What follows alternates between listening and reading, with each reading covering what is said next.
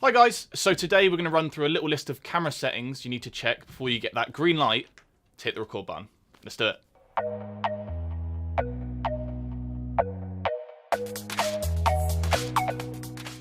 So we don't want to spend valuable time in the edit fixing footage when a few simple checks in camera on set is all it takes. 2 minutes on set can save valuable time in post-production. We don't want to assume the student before you has set the camera up correctly. So what do we need to check? So let's get our camera in its video mode. On the 600D, using the mode select dial, which is the wheel on the top of the camera, find that little video icon. That little video icon may be elsewhere on a different camera body, seen here. Now we can check the recording quality of the camera. To do this, hit Q, navigate down to movie record size, and ensure our resolution is 1920 by 1080, and we're shooting at 25 frames a second. To get that film look, we want to have our shutter speed at double our frame rate. And as you know, our frame rate is 25 frames a second, so we want to set our shutter speed to 1/50. On the 600D, just use the scroll wheel to change your shutter speed. So ISO is our digital light. The higher the ISO, the more digital light or fake light we're putting into our frame. The issue with high ISO is you'll encounter film grain, which we don't want. So we recommend you try and keep it low and influence other settings before resorting back to your ISO at the end.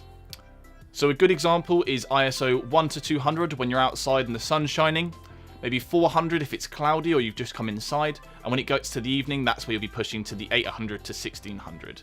With our cameras, we don't like to push it any higher than 1600 as that's where the grain becomes really noticeable. So ISO is really simple to change. There is an ISO button on the top of the camera, just hit that and change your value. So Aperture controls how much light you're letting into the frame through the lens. We will typically change the aperture value, called f-stop, before we manipulate our ISO. The lower the f-stop, the wider the blades are within the lens, seen here, and therefore more light is getting onto the sensor. So, alongside how much light you're letting into the frame through the lens, aperture also affects depth of field. The lower the f-stop, the shallower plane of depth of field you have to play with, which means if I have a lower f-stop, the background's going to be really blurry. Opposite effect to that, the higher the f-stop, you can see a lot more of the background of your subject. So let's change our aperture value, or our f-stop. On the 600D, hold the AV button and use the scroll wheel to change the value.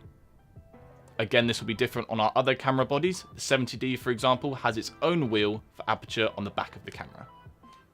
So the image looks good, but it looks a little off. So that means we need to change the white balance. The camera is very clever, but it struggles to identify what is white, so you need to tell it to do so. Luckily, the camera has a few presets in a variety of different lighting environments, which can help you determine what is white. Furthermore, you can grab something white, for example, your lanyard, take a photo of it within the frame, go to menu, navigate to custom white balance and select that image. That way you're telling the camera this is white, and that is the most accurate way to calibrate white balance within your scene. We want to shoot with our manual focus, so go ahead and switch it to MF on the lens. The 70D has a dual pixel autofocus feature which we covered in a previous video. If you're looking to use it for a specific effect, then absolutely, but if not, we want to keep that control and shoot on manual. So the last thing we need to do is check focus. And a good tip to do this is using the magnify button on the back of the camera. All you need to do is just hit the button and it will digitally zoom in, which means you can check if your subject is razor sharp. This doesn't zoom in your shot, however. All it does is it zooms in so you can check your focus. So if you hit that record button or the magnify button twice, you'll be able to see your full frame again. Just a couple of extra things. For those of you using a video mic, ensure that the mic itself is switched on when plugged into the camera, because if it isn't, you'll have no sound at all. Sometimes you'll get this error message appear on the camera when you're trying to manipulate the settings. This means that the movie exposure is on auto. To change that, just hit menu, go to movie exposure and change it to manual, and you have full control of your lighting options. And that's the basics to check before you shoot. It's a long process to begin with as you're getting comfortable with your equipment, but the more you do it, the more it becomes natural. It's really, really quick and easy.